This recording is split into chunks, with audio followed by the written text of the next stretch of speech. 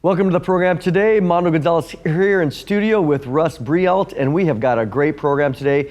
We're going to be talking about some recent discoveries and the background to the Shroud of Turin, and can we look at it as an archaeological object? Does it point to the resurrection? Stick around.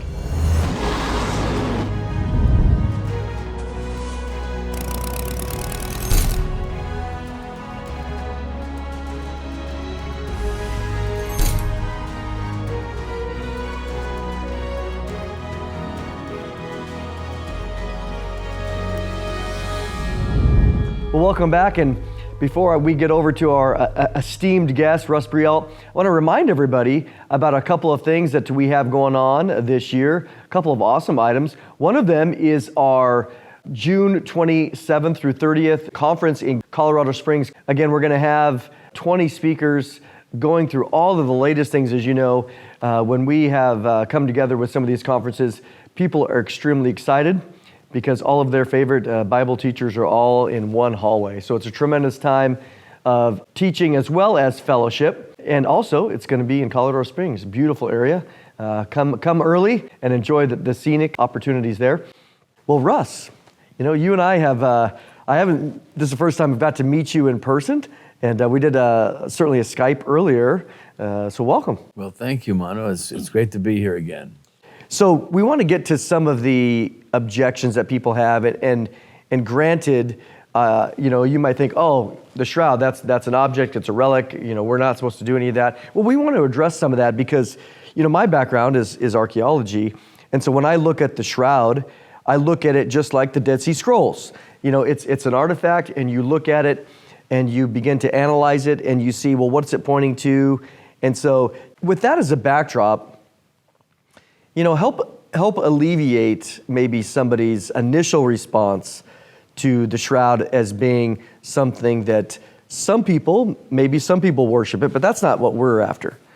Well, the shroud is nothing that is worshipped. It is, you know, the word appropriate probably is veneration, something that we might hold in high esteem for what it represents. The significance of the shroud, of course, is that, for you mentioned archaeology, is that it could very well be an archaeological artifact of the greatest event in human history, and which is why people study it, which is why we remain interested in it, because of its possibility and its we can never prove the shroud absolutely to be the burial shroud of Jesus, because we don't have the DNA of Jesus to match it up with something we might extract from the shroud, but we can certainly prove what it's not. That's a very good point. And again, as we think about this, we're trying to look at it from a biblical perspective, as well as an archaeological or scientific perspective, never to the point, again, of worship. But to me, you know, I get excited about any sort of artifact. Again, as we mentioned, the Dead Sea Scrolls, seals that are found. This is, when we approach it this way, again, as you mentioned, it points to something. Well, you know, for those in our audience that might not know, kind of give us a basic answer to, if somebody just says, well, what's the Shroud of Turin? I've never even heard of that. Why even Turin? Where does the name come from? Kind of give us take some time here. Okay. Kind of give us some background. Well, the shroud, meaning a burial shroud, a cloth that has wrapped a corpse. And there have been using burial shrouds for thousands of years. And this shroud happens to be in Turin, Italy, hence it's called the Shroud of Turin. But what makes this cloth totally unique is the fact that it bears the faint image of a bearded, crucified man. So not only do you have this very faint image, but then the blood stains correlate with the crown of thorns, the wounding all over the scourging all over the body, wound in the side, nail wounds in the wrists, nail wounds in the feet. So, you know, if this is the image of a real human being who died from those wounds, there's no mistaken identity. And it's because of the very unique wound pattern, which really was only sustained by one person in all of history. Most singular was the crown of thorns, which was a singular mockery for the man who claimed to be king of the Jews. And so now, you know, unlike, I mean, the shroud, when it was first photographed in 1898, that's when it was thrust into the realm of scientific investigation, because for some strange reason, the shroud looks incredibly more realistic and more lifelike in the photo negative as opposed to the cloth itself. And so many researchers said, well, how can this be? And so then they began to study it from a scientific aspect. And of course, in 1978, you had a whole team of scientists go over there. 33 American scientists have access to the cloth for 5 days and nights, working round the clock, 120 hours, all this gear, spectroscopy, X-radiography, infrared thermography, photomicroscopy. And they came away with one conclusion, is that there's no visible trace of any kind of paint, ink, dye, pigmentation, or stain. So in other words, it's not the work of an artist. So then what is it? In archaeology, we look at things in terms of probability. And something's found maybe in a specific site. Not everything's found on location. Some things are found on the black market, but you go to them and you analyze, maybe some writings. You look at the patina, you look at what it's made out of, whether it's on sheepskin or stone or engraved. I mean, just go to Egypt today, and you can see all of the hieroglyphics going back thousands of years. So we look at these things and you go, man, based on this, you begin to build a scientific case for probability. As you mentioned, no one's going to ever know 100%. I mean, that's another thing too. Maybe ask this. If the shroud ends up being proven fake, scientifically, do you cease to be a Christian? No, absolutely not. I was a believer before I ever learned about the shroud, and I just looked at the shroud as being a fabulous way to explore the Christian faith. I was an atheist before I even came to Christ, and so I was excited that maybe this could be an opportunity as a really interesting way to share Christ with someone. As you explore its profound mystery, you encounter its message, and the message is pure gospel. And that's how I got into it, just from that aspect. Yeah, I think that's the important thing is when you think about, again, archaeological artifacts, in my mind, archaeology is very helpful. I remember when they discovered in the 60s a inscription dedicated to Pontius Pilate. Well, before then, there really was no other archaeological records of Pontius Pilate. And we read about it in the Bible.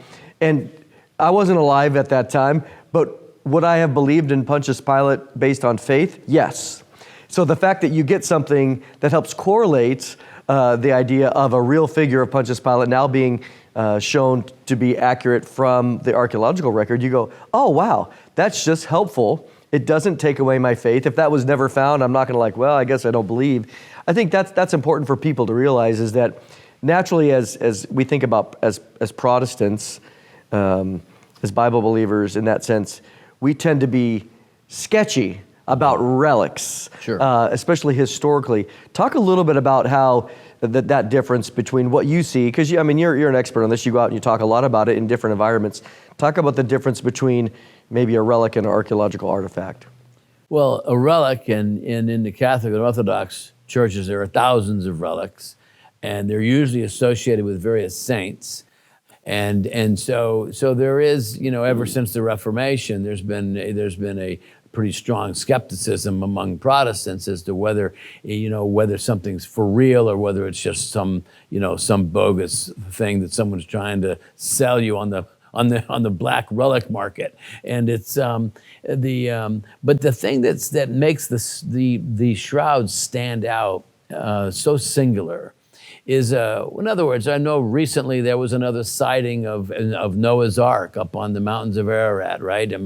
8,000 feet above sea level. And, if we could ever get down there and excavate and find that boat, well, no one would ever call it a relic. It would be the greatest archaeological find of the century. And the same thing holds true with the Ark of the Covenant, which held the stone tablets of Moses, and that's where the shroud is. So could this linen cloth be the actual burial shroud that wrapped the crucified and risen Son of God? And could it be sitting in a medium-sized church in northern Italy right now? And the world at large barely knows about it is because of all the controversy and confusion. Yep. Well, how do you know? How do you know it's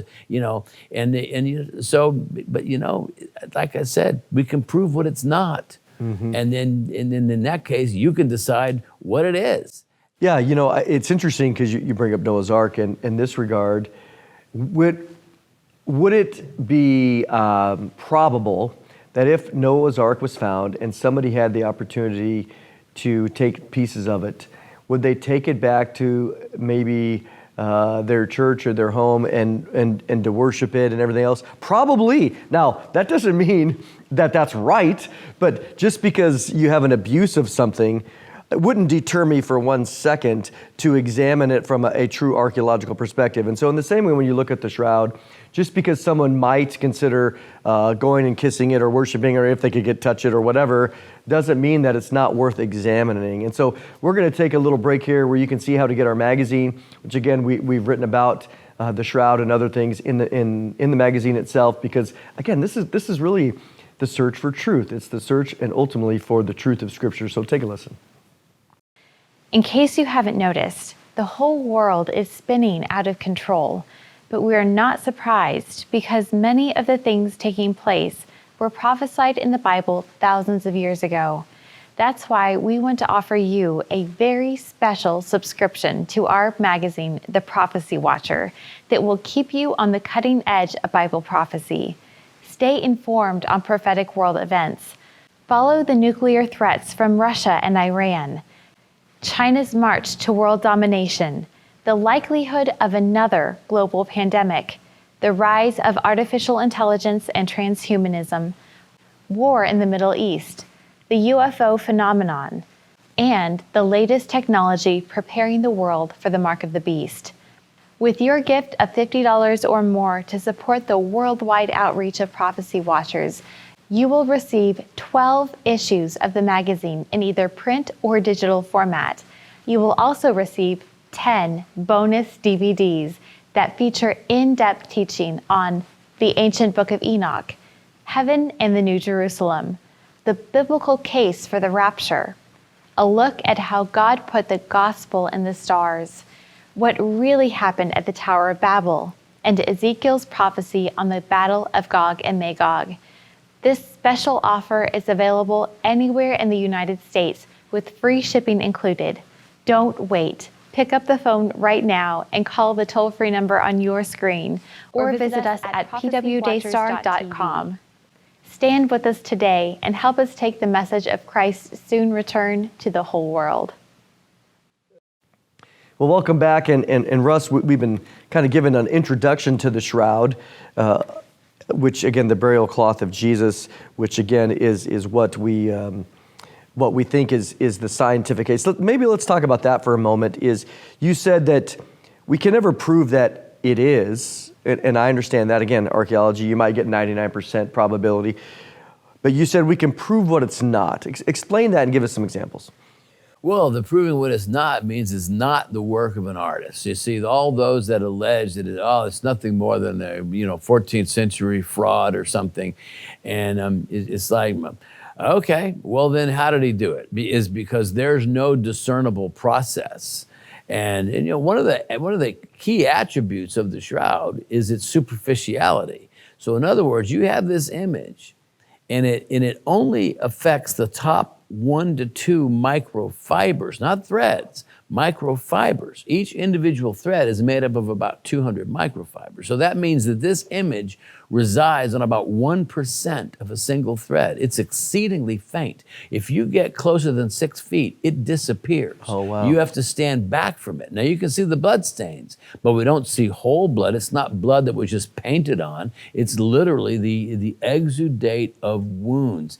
We have numerous components of the blood. One of them in particular is a very high content in bilirubin, which is an enzyme released into the bloodstream during conditions of severe stress. Only in those times. Yeah, and I think crucifixion might qualify. Yep. So once again, the plot thickens now. And in fact, I'll mention now that there is a $1 million challenge out there for anyone who can replicate the shroud image. Show us how someone in the Middle Ages, using 14th century technology, could have come up with this cloth. And it's like a put up or shut up moment. Yeah. It's like, okay, you say that it's a fake. You say that it's medieval. Okay, well then show us how it was done. Yeah. Can't be that hard. Yeah, it can't be that hard. Yeah. So here it is. I mean, we have these opportunities. Again, anybody can sit around and be an armchair critic of things and to make comments about this or that. But at the end of the day, what I find fascinating is all of the dozens of very unique what would you call them? Unique characteristics of this piece of cloth, which are scientifically mysterious. Oh, it's just completely mysterious because we at this point we cannot figure out how this image came to be.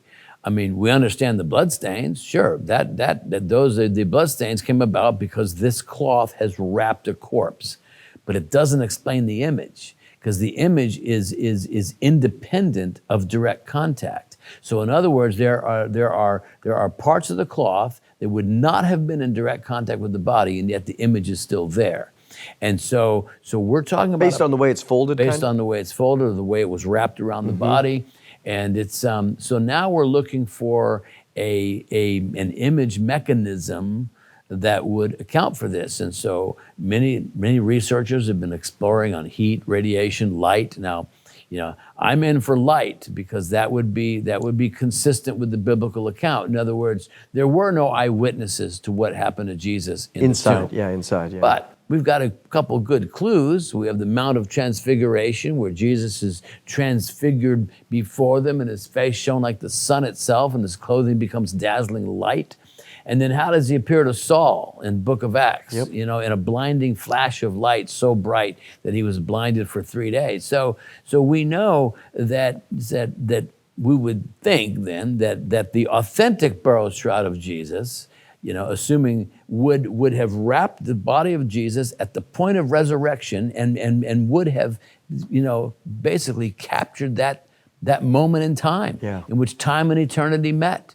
And is that what we're looking at on the Shroud of Turin? Yeah, absolutely. And one of the things that Russ and I did is we spent 2 hours addressing all of the major objections to why the shroud could be authentic.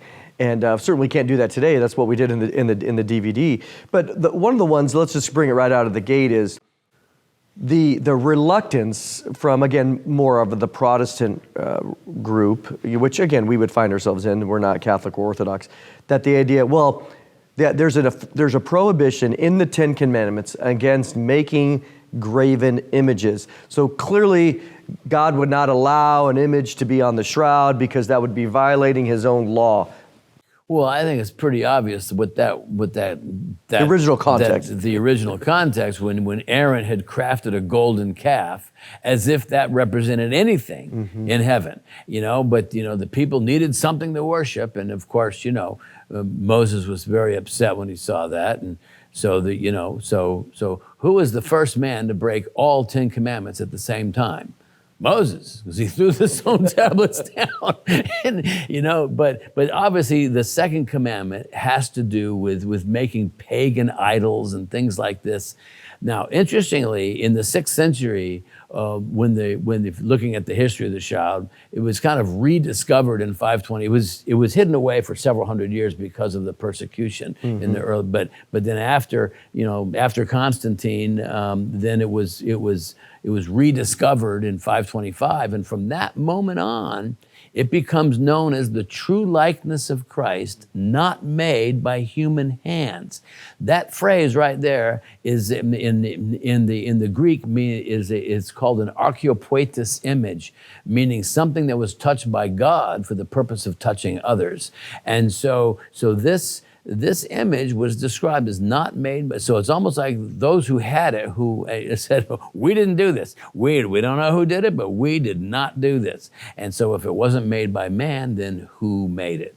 And so it's that's a very important point. Yeah, and again, God was telling humanity not to make images of the false gods. I mean, if God wanted to give us an image on the cloth as Jesus was resurrected, and all that power came forth, that's God's business. And again, at the end of the day, those graven images were for the point of being worshipped, but nobody is worshiping anything here, and that's really the whole point. Well, we're going to take a little break here where you can see how to learn more about the shroud, and also, again, the ultimate goal here is to be able to answer some of these objections and to evangelize, to use this as a conversation starter, because what we see here as it relates to the shroud is so incredible, again, even from a scientific perspective, that it is a great conversation starter to show, again, the reality of the resurrection. We don't need the shroud to know that Jesus was resurrected, but it certainly does help start a conversation about the true resurrection. So take a listen. The Shroud of Turin is the most investigated artifact in world history. Does the burial cloth of Jesus provide evidence of his resurrection?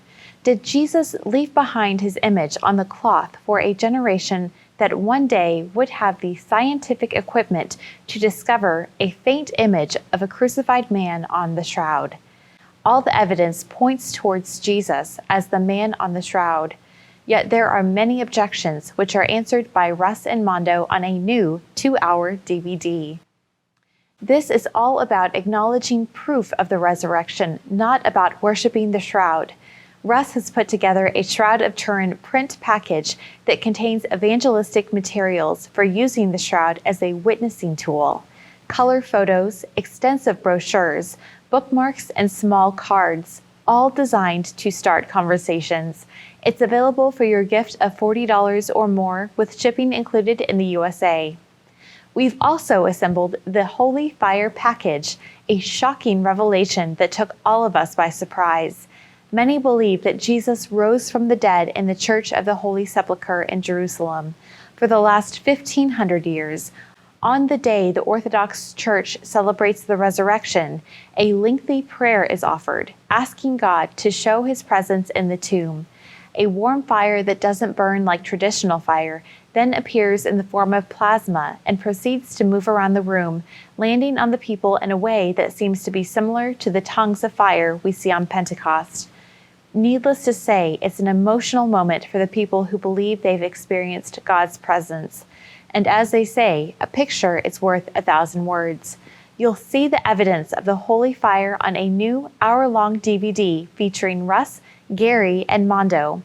Perhaps for the first time, this new information may explain how the image of the shroud was created.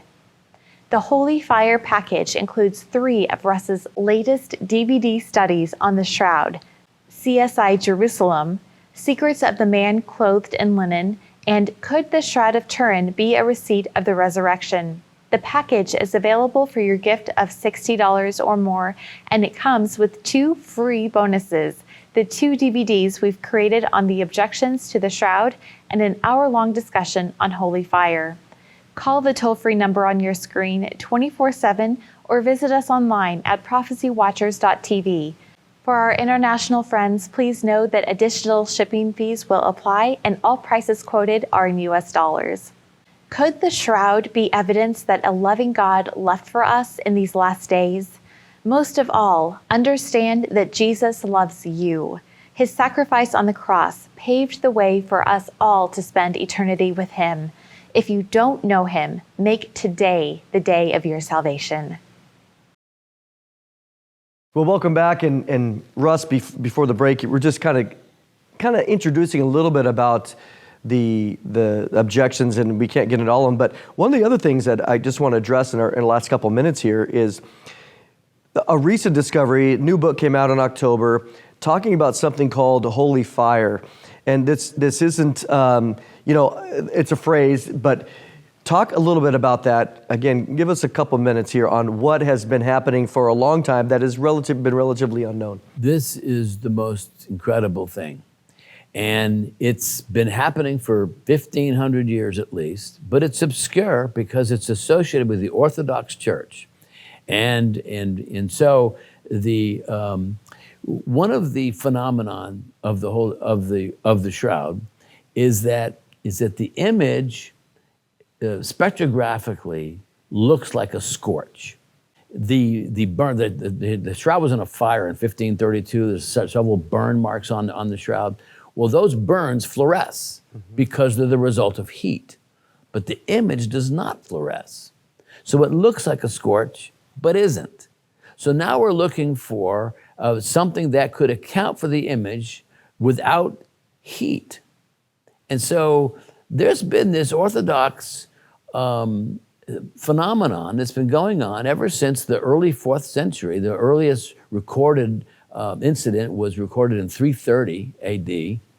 And every year on Orthodox, which is Holy Saturday, which is the Saturday, the next day would be Easter. But they don't celebrate the same Easter we do. So it really hasn't gotten a lot of recognition. Well, recently, researchers have been to this phenomenon where it occurs every Holy Saturday.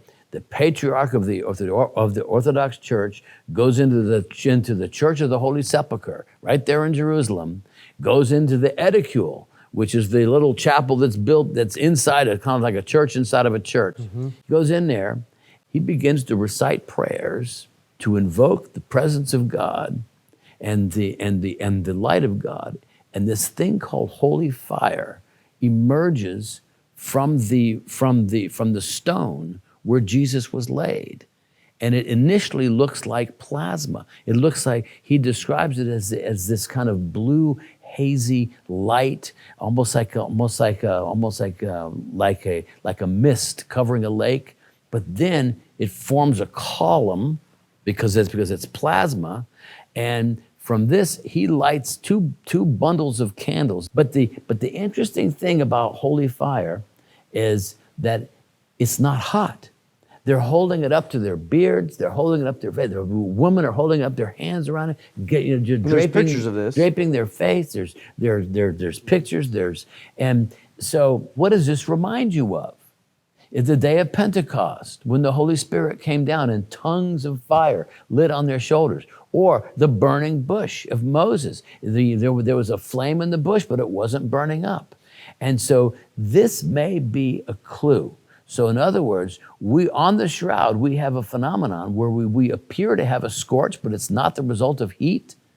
And here you have this phenomenon of holy fire, which starts off as kind of a low heat form of plasma, and then maybe that's a clue. Yeah. Because the Orthodox have always associated holy fire with the resurrection. Yeah. Well, man, I wish we had more time. And we do. Actually, if you take we're going to do a whole nother program on this, and you'll see that in one of our bonus DVDs. We're going to give you all the details on this. But at the end of the day, what we realize is that all this stuff is extremely fascinating. But yes, Jesus was resurrected. He died for our sins. He was resurrected because of our justification. And we take that by faith. We trust in it. And all these things are fascinating. Again, point to the ultimate goal, that Jesus came to die for sinners, and we get the privilege of having a relationship with him today. So thank you, Russ, for being here. Thank you for watching today. Appreciate, as always, your prayer and support, and we will see you next time.